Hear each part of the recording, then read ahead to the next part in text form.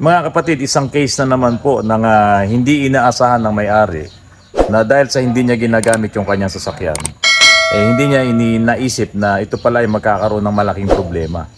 Kasi nga po, kung ang inyong sasakyan ay gumagamit ng diesel fuel, no, yun nga ito, yung Toyota Innova na to. Diesel fuel po ito ang ginagamit ng engine nito. Tulad nga ng karamihan sa mga na-vlog na po namin, ang diesel po talaga ay may kakambal na tubig. Kaya kahit na mapa CRDI, mapa injection pump ang inyong sasakyan, karamihan po kinakalawang yung tangke. Dahil nga nagmo-moist po, no, may kakambal na tubig talaga yung diesel na yan. So ngayon, kung hindi mo yan ginagamit na madalas, kakalawangin talaga yung inyong sasakyan. Kasi dapat talaga naman yan, bumabiyahe yan, lumalabas yan para dire-diretso kung na itatapon yung kung ano man yung tubig na yan, pumupunta doon sa water separator. Ang problema, itong Innova na to, hindi po talaga madalas ginagamit. May pagkakataon pa nga na nakalimutan mag-change oil, 2 taon. Kasi nga, hindi pa nga daw umabot doon sa 10,000 kilometers. So, hindi nakapag-change oil ng 2 years. Kaya lang, yung fuel pump or yung pressure pump, na-stuck kasi yung tubig doon Dahil nga, hindi nga niya ginagamit. So, nag-moist din yun, na-stuck yung tubig doon, nasira yung plunger. So, ngayon, ipapakita lang po namin sa inyo kung paano ginawa namin dito. Kinalas namin yung pump, nilinis, ibinalik, hindi gumana at nagpalit na po kami ng pump. Wala na po tayong magagawa, medyo mahal nga lang. So ito mga kapatid, binuksan namin itong timing cover, tinanggal tong timing belt para makuha namin itong pump. Ayan, yung pump kasi na to, kahit na anong gawin namin, hindi nagbubuga ng high pressure na flow ng diesel, ng fuel, wala talagang lumalabas. Ngayon, saan ba lumalabas yun? So ito yung pump, ito yung nakakabit doon sa kanyang gear, no, na pinapaikot nitong nung timing belt, nakakabit din siya doon. Tapos mga kapatid, ito yung kanyang dalawang plunger. Plunger dito at plunger din dito. So dalawa. Ngayon yung dalawang plunger na yan, pinagsama din yung kanyang output dito. Ayan, kaya may tubo dito, pinagsama yan. So ibig sabihin, ang buga nitong outlet na to, papunta na to sa common rail, ang buga niyan, isang tubo lang to, galing dito sa dalawang plunger. Ayan, ngayon, isa dito, nag-stack up. Nag-stack up, ito nasa ilalim. Itong plunger na to. So dahil nag-stack up to, may invalid na rin yung trabaho nitong isa. Kaya walang lumalabas na diesel dito. So yun mga kapatid. So yun ang naging problema nito. Yun ang naging sira. Buksan siguro, buksan mo. No. Para makita natin, baka naman maano pa. Baka masave pa natin yung pump. Kasi ito mga kapatid, sira yung pump Nagpalit na kami ng SCB, bago na to. Yung SCB talaga, yung luma, talagang sira. Kasi kahit na anong lagay mo ng power, hindi man lang siya gumagana. Pero ito, gumagana to. Kaya lang. Ano mo, lagyan mo muna yung blanco mo muna. Yung blanco. Walang SCB. Ito, nakalas na natin yung pump, nalinis na natin yung plunger. Ganun pa rin, hindi pa rin bumobomba. Sige nga Jack, start po nga.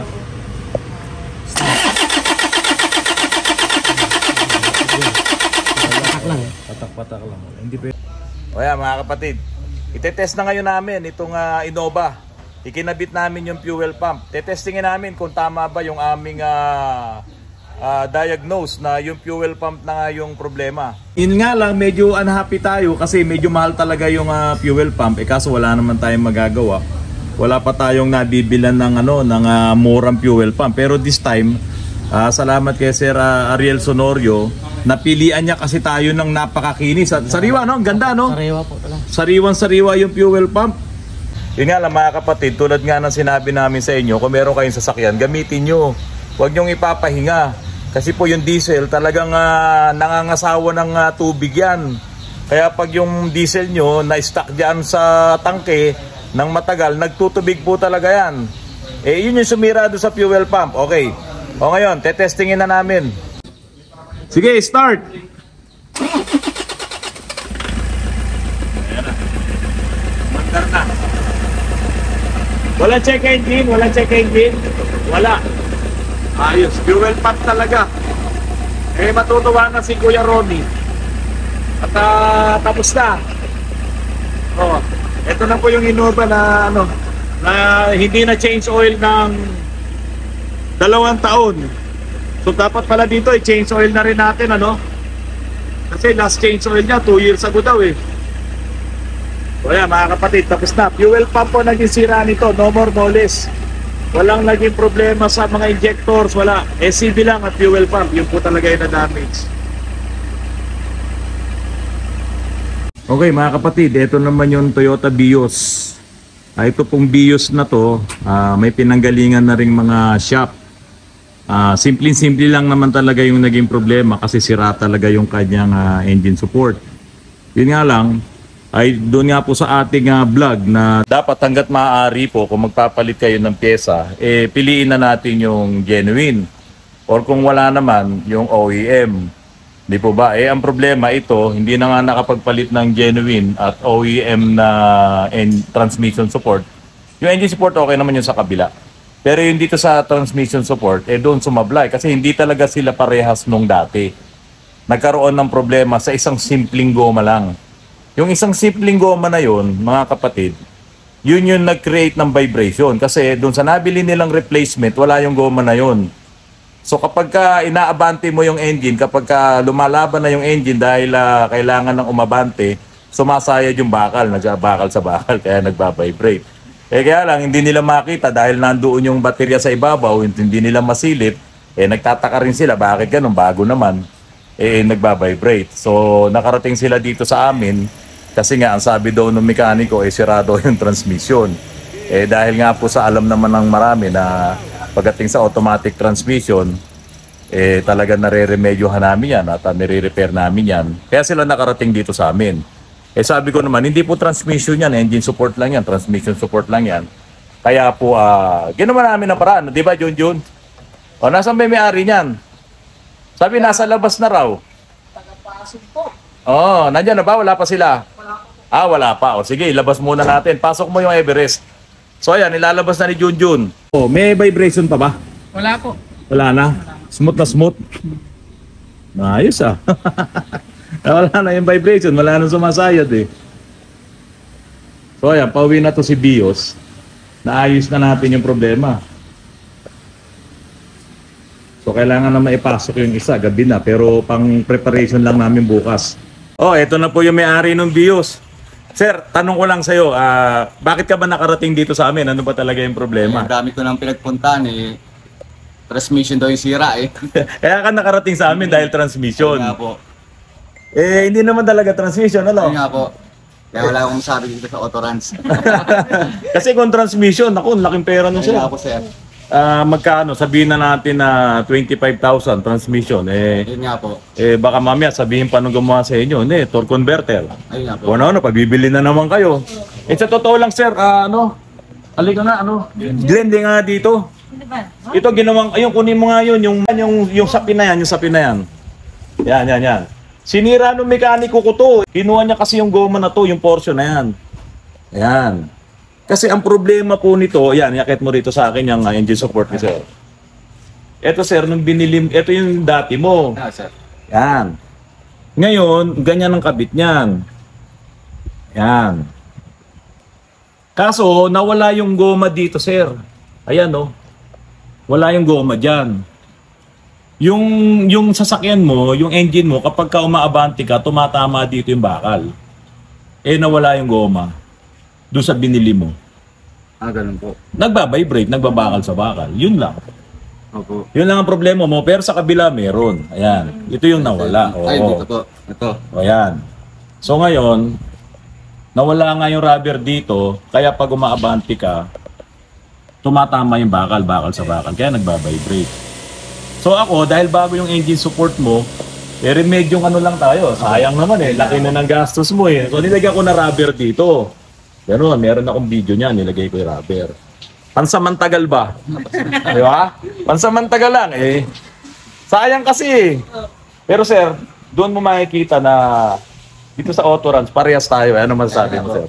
Wala akong masasabi sa Autorans. Konting tiyaga lang, talaga maayos naman. Hindi, yun nga sabi ko nga, sa iba yan talaga. Ayoko na sabihin. Kasi bawal. So yun po, simple lang yung naging problema. Hindi nga lang talaga mahanap talaga yung sira. Siguro nakraming na rin. Medyo baka tinakot mo eh. Di ba? So yun, kukunin na nila sir yung bios nila. Ito lang yan. Yung binili nyo sir, hindi original. Apo. Mas mawawala pa, mas gaganda pa, mas titining pa yung andar niya pag napalitan nyo yung dalawa ng original, ng genuine. Kanya po. Kasi yung goma nun, talaga medyo matigas yun. So, siguro sa susunod, bilhin nyo na unti-unti. Yun nandun sa likod, sa'yo nandun sa harap. Kanya po. Titining pa yan, gaganda talaga andar niyan. Ayun nga po. Okay sir, o si ma'am. Okay sir, yes sir. Thank you Ano po. po? Mga kapatid, magandang gabi sa inyo. Ipapakita ko lang po sa inyo mga kapatid kung paano ko kinumpute yung ratio. Nilagay namin dito kay Kernel Belleza. Kasi po, naka-double wishbone na rin po itong kanyang sportivo. Ginawa na rin po naming double wishbone. Tapos naka-pajero na rin po siya na differential. Yan po mga kapatid. So ang ginawa ko po dito, dati po kasi mga kapatid, nung nagpalit na siya ng 23575 na gulong, kinumputan ko po ito ng ratio. Kasi po, yung dati niyang ratio, stock na sportivo na ratio, kapag po umaakyat, nahihirapan. So marami pong ganun na nakaka-experience sa mga sportivo, na kapag ka po yung sportivo nila, yung umaakyat no, sa uphill, nahihirapan. Medyo pagod yung sasakyan kahit hindi naman nabibigatan ng gusto. Kasi nga po yung ratio nung sportivo talagang medyo out of line po talaga. Kaya po ang ginawa ko dito sa unit ni Kernel Belleza, pinalitan ko po ito ng 4.3 na ratio. So from there po, pumick up, kasi nga po ang gulong niya dati ay 23570. Ngayon, nung nagpalit siya ng 23575, nahirapan. So, pinalitan ko po ng differential na 4.3 yung ratio. So, umokay na. Kaya lang ngayon, another problem. Kasi nga po, nagpalit na po siya ng 31 na gulong. Ayan po, 31 na. Kasi nga po, ay naka-double wishbone suspension na po siya. At yung kanya pong pangilalim sa likod, yung differential, pajero na. Kaya po, nag-compute na naman tayo. So, ang ating computation, dahil ang dati niyang stock na maayos na yung kanyang takbo, nasa 4.3 na yung dati niya. So ang computation po niyan, 31 divided by 28, yung 23575, 31 divided by 28 times yung kung alin yung naging okay na ratio niya, yung 4.3. Kaya po lumabas, 4.76. Kaya po itong ratio niya ngayon, na differential na inilagay natin, 4.8 na po yung ratio, round off na po yun. Ayan mga kapatid. So ito mga kapatid, isa na ng mga obra ni Engineer Tolitz. Itong 4x2 na to. Double wishbone suspension. Next week, lalabas na po ito. Abangan nyo po. Ano kayang ipapangalan ko dito? Ano ba? Sargento, ano ipapangalan mo dito? Ha? Mga kapatid, nag-iisip ako na ipapangalan. Biglang may sinabi si Sargento, Pegasus. Bakit Pegasus? Puti kasi. Tapos si Pegasus, kabayong ano ba yun? Lumilipad o may pakpak. Okay, kasi po, ang may-ari nito, isang piloto. Dagdag po mga kapatid, ito yung Pegasus na mataas ang lipad.